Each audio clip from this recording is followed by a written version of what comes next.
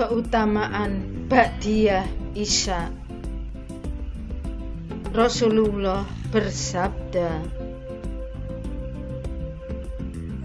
barang siapa sholat Isya dengan berjamaah dan kemudian sholat 4 rakaat sebelum keluar dari masjid, maka yang demikian itu seperti Lailatul Qadar. Andrian Saputra melaporkan. Siapa yang sholat 4 rakaat setelah sholat Isya terakhir, pada 2 rakaat pertama membaca Qul ya ayyuhal kafirun dan Qul huwallahu ahad. Sementara pada rakaat terakhir membaca Tanzil Saddah dan Tabarakalladzi biyadihil mulk, maka dia akan ditulis seperti 4 rakaat di malam Lailatul Qadar. HR Mawarzi di Qiyamul Lail halaman 92, Tabrani di Mu'jam Kabir 11437, Baihaqi di Sunan Kubro 2671. Siapa yang sholat 4 rakaat sebelum duhur seperti ia melakukan tahajud waktu malamnya. Siapa yang sholat 4 rakaat setelah Isya, maka ia seperti dalam Lailatul Qadar.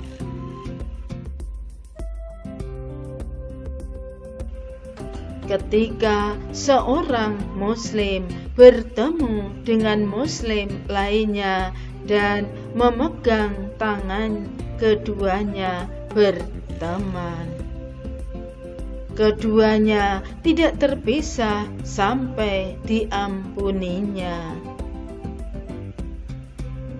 HR Tabrani dalam Mu'jam Awsat 6254 berkata, kami diberitahu Muhammad bin Ali As-Soik, kami diberitahu Said bin Mansur, kami diberitahu Nahid bin Salim Al-Bahili, kami diberitahu Ammar bin Abu Hashim dan Robi bin Lut dari pamannya Barok bin Azib radhiyallahu anhu. Nabi Shallallahu alaihi wasallam memerintahkan para sahabatnya membaca Alif Lam Mim Saddah dan Tabarakalladzi biyadihil mulk. Keduanya menyamai setiap ayatnya 70 ayat lainnya. Siapa yang membacanya setelah Isya terakhir, maka keduanya sama seperti di malam Lailatul Qadar. HR Abdul Razak di Musonaf 3382. Siapa yang sholat 4 rakaat setelah Isya, tidak diputus di antaranya dengan salam, maka pahalanya seperti di malam Lailatul Qadar. HR Ibnu Abi Saibah di Musonaf 12127 berkata, kami diberitahu Waki dari Abdul Jabbar bin Abbas, dari Qais bin Wahab, dan Murrah dari Abdullah. Sanadnya ini bagus dan tersambung. Dari Aisyah radhiyallahu anhu dan berkata, Rasulullah mengerjakan sholat sesudah Isya sebanyak 4 rakaat. Baru setelah itu beliau tidur. HR Abu Daud. Penuturan Buya Yahya tentang Qobliyah Ba'diyah yang paling dikukuhkan sesuai dengan hadis diriwayatkan At-Tirmizi dan An-Nasa. Jika seorang hamba Allah sholat demi Allah subhanahu wa ta'ala 12 rakaat sunnah setiap hari sebelum dan setelah sholat wajib, maka Allah subhanahu wa ta'ala akan membangunkannya sebuah rumah di surga, atau rumah akan dibangun untuknya di surga. Aku tidak pernah absen melakukannya sejak mendengarkannya dari Rasulullah Shallallahu Alaihi Wasallam. Bagusnya sebelum sholat taraweh laksanakan ba'diyah dulu. Jika tidak ada jeda, ba'diyah boleh dikerjakan setelah sholat taraweh. Begitulah penjelasan Buya Yahya. Mutiara Hikmah.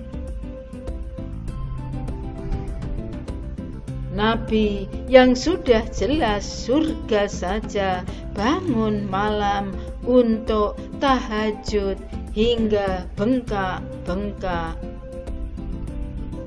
Ada sementara yang surganya tidak jelas, amalan berantakan, hisabnya menegangkan, namun masih merasa aman dengan amalnya. Adi Hidayat. Malam hari setelah menyatakan berhenti bekerja, saya mulai mengejar target tadarus Al-Quran. Apapun yang terjadi, saya harus khatam Al-Quran sebelum Idul Fitri. Sambil tidak lupa saya tetap berdoa agar diberi pekerjaan lain yang lebih berkah dan memberi manfaat bagi masa depan saya. Laila Hana. Tiada awan di langit yang tetap selamanya. Tiada mungkin akan terus-menerus terang.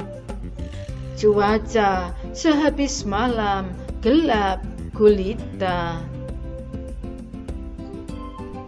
Lahir pagi membawa keindahan, kehidupan manusia serupa alam. Habis gelap terbit terang. Dor Doisternis Totli R.A. Kartini.